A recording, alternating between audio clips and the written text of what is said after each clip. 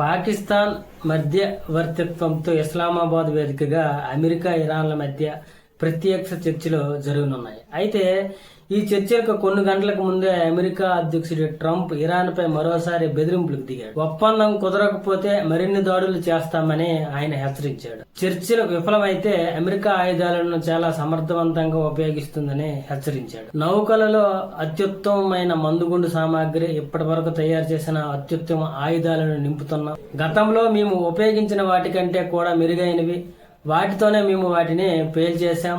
ఒకవేళ మన మధ్య ఒప్పందం కుదరకపోతే మేము వాటిని ఉపయోగిస్తామని ట్రంప్ వ్యాఖ్యానించారు. అయితే ఇక అమెరికా తరపున ఉపాధ్యక్షుడు జేడీ వాన్స్, ప్రత్యేక రాయబారి స్టీవ్ విట్కాఫ్, ట్రంప్ అల్లుడు కూడా ఇందులో పాల్గొంటున్నారు. అయితే ఇరాన్ తరపున ఎవరు చర్చల్లో పాల్గొంటారు అనేది ఇంకా స్పష్టత లేదు. అయితే మొత్తానికి ఇక్కడ ప్రపంచం మొత్తం ఎదురు చూస్తుంది ఏంటంటే ఇక్కడ చర్చలు అనేవి పాకిస్తాన్ లో జరగడం, పాకిస్తాన్ దీనికి మధ్యవర్తిత్వంగా వ్యవహరించడం. పాకిస్తానే స్థిరంగా లేని దేశం. ఆ దేశ నాయకులకే ఎప్పుడు ఎలా మాట్లాడతారో, ఏ విధంగా స్పందిస్తారు అనేది క్లారిటీ ఉండదు. అలాంటి వ్యక్తుల మధ్య ఈ రెండు దేశాల మధ్య శాంతి సంధి అనేది ఏ విధంగా జరుగుతుంది అనేది అందరూ ఆసక్తికరంగా చూస్తున్నారు.